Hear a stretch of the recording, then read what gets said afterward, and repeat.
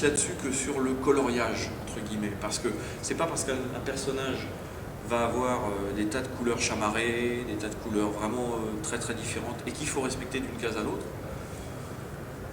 Pour moi, c'est pas forcément la règle de garder les couleurs de l'objet d'une case à l'autre. Il vaut mieux garder l'ambiance d'une séquence plutôt que de garder les couleurs de l'objet. Si un personnage marche dans une rue en plein soleil et que d'un seul coup il doit rentrer dans un immeuble un peu glauque, dans la pénombre, s'il a un costume rose avec des dorures, avec des rubans verts, avec quelques motifs brodés, non, il y a des choses très très colorées, notamment dans le manga. C'est pas faux. Très colorées, mais qui sont assez élégantes, qui sont assez fins et subtils.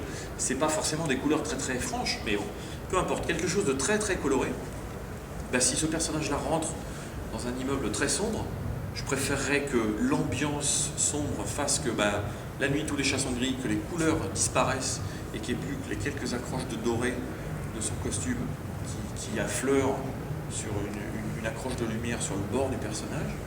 Ou si le personnage marche d'un seul coup, on le prend au moment du coucher de soleil, il a le même costume qu'à 2h de l'après-midi.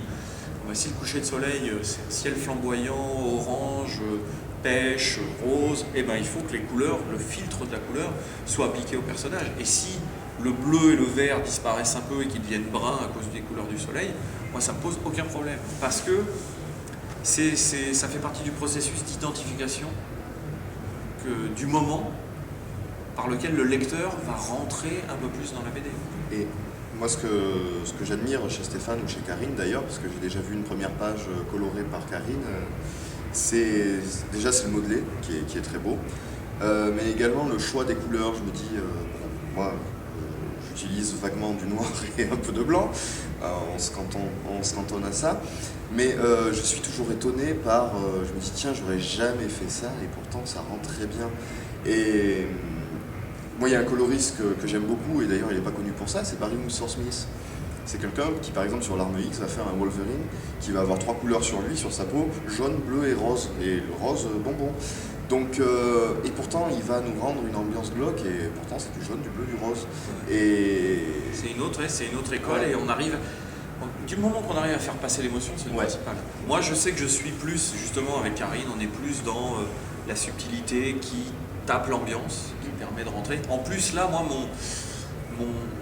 on a plein de bonnes intentions au départ. Je ne sais pas si on arrivera à le garder sur l'ensemble de la série, mais au départ, on définit un standard c'est la guerre des étoiles, c'est 3 ans avant la bataille de Yavin. Donc moi je me suis mis dans le délire au niveau du look de certains personnages, de leur faire des coupes années 70, comme dans les films. Les couleurs de certains intérieurs de vaisseaux ou de maisons, ça va être comme dans le premier film, ou même dans l'Empire contre-attaque, ça va être des blancs cassés, des fauteuils, ou un peu comme même dans le premier film de Star Trek, des coussins orange. Il y avait beaucoup de orange et de kaki, des couleurs de papier peint un peu glauques maintenant, peut-être pour certains, mais il y a des ambiances qui ont traversé le temps et qui sont encore à la mode. Dans certains bar lounge, il y a des couleurs comme ça un peu. Et donc j'essaye de garder le feeling de cette période pour que justement, quand on ouvre la BD, il y ait quelque chose qui nous ramène à cette ambiance-là et qu'on comprenne tout de suite où on est. Parce que par exemple, dès les années 80, au cinéma, on a très vite eu Terminator, Alien et tout ça, et c'était un éclairage bleu, un éclairage rouge. Sur le visage de Schwarzy, notamment Terminator 2, c'est un éclairage bleu, un éclairage rouge, et ça c'est vraiment les éclairages. Freddy c'était orange et rouge ou bleu, je sais plus. C'était très très... c'est vraiment une connotation colorée années 80. Star Wars, c'est plus années 70, si on est 3 ans avant. Moi j'ai une espèce de petite échelle de temps un peu loufoque dans ma tête, mais le film est sorti en 77. Je me dis, ils ont fait avec les influences de cette époque-là, j'essaye de faire un peu la même chose. Et je donne comme consigne à Karine de préserver ça, parce qu'en fait les recherches couleurs pour l'instant, pour l'amorce de la série, les recherches couleurs c'est moi qui les ai commencées sur les personnages. Quand je fais les dessins, je les mets vite fait en couleur. Sur les prochains personnages et sur la continuité des choses que je vais avoir à créer, je vais la laisser faire les recherches couleurs, mais j'amorce une ligne directrice et après je sais qu'elle suivra ça parce qu'on se comprend, on a un peu les mêmes références et tout ça. En fait, c'est très amusant parce que Stéphane est un petit peu le maître d'œuvre de cette bande dessinée. Bon, bien entendu, il y a l'éditeur, il y a le scénariste, mais pour la partie artistique, c'est Stéphane qui est un peu le maître d'œuvre. Et il est, d'une certaine façon, on peut avoir l'impression qu'il est très directif. C'est vrai, il sait ce qu'il aime faire. Une main de fer dans un gant de fer. Wow. Mais ensuite, une fois qu'il a lancé ses pistes, il sait que les personnes qu'il a choisies, parce que quand même c'est un peu toi qui as fait le recrutement, les personnes qu'il a choisies, il sait qu'elles vont suivre ces directions-là et de façon naturelle, sans que ce soit contraint. Parce qu'on a les mêmes référents. Et puis les gens aussi ont le droit d'amener leurs références à eux. Oui, c'est ça. À partir du moment où ça ne contredit pas l'ensemble du truc, ben, de toute façon, moi, j'ai pas toutes les clés. J'ai pas toutes les clés à l'univers. C'est ma perception de Star Wars au départ. Mais il y a des choses que j'ai complètement loupées. Je suis passé à côté, quoi. Donc moi, non. Et puis c'est un travail d'équipe venant de l'anime. Moi, j'aime travailler en équipe. Je veux dire, on a monté un site, le French Bulldog Studio, c'est un site collectif. J'ai cet esprit de travailler en famille, faire des choses en équipe, parce qu'il en ressort toujours que du monde, plus que quand on est tout seul dans son coin et qu'on est persuadé qu'on détient toutes les clés, quoi. Moi, c'est mentalisé, et du coup... Et par exemple, à la couleur, pour revenir à la couleur, moi, le côté modelé dont tu parlais, je sais que moi, j'ai un sens de la lumière et des ombres que j'arrive à mettre en place rapidement. Je fais une partie de ce boulot-là pour Karine, parfois, pour définir l'ambiance, pour dire voilà, dans cet endroit-là, l'éclairage est comme ça, je te fais une case, et puis le reste, comme ça, tu vois où tu dois aller.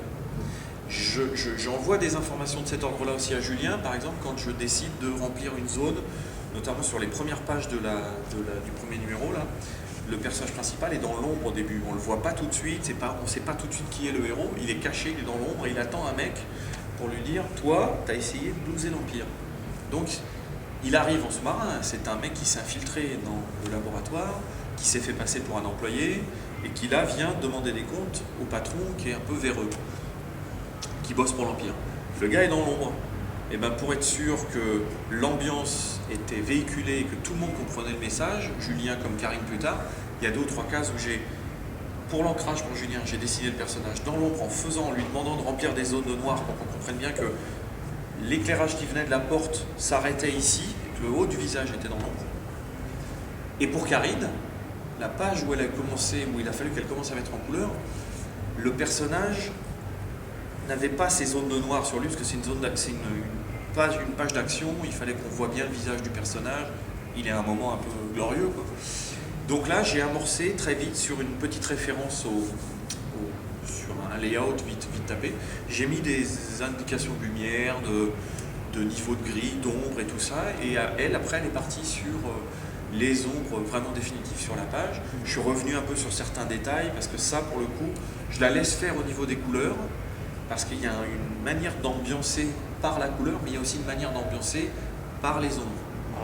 Et voilà, et moi on crée sur Photoshop, pour ceux qui connaissent un peu, on crée un calque avec on dessine les ombres, on met des coups de dégradés, on dessine des zones qu'on remplit de couleurs, qu'on gomme un peu, qu'on atténue, qu'on estompe. Et elle en fait une partie, moi j'en fais une partie, je viens fignoler à la fin sur des choses que j'ai envie de mettre un peu plus en avant. Parce que par moment, la couleur peut soit couvrir le travail d'ancrage, soit paraître un peu en retrait, et il faut vraiment que l'ensemble ait une cohérence.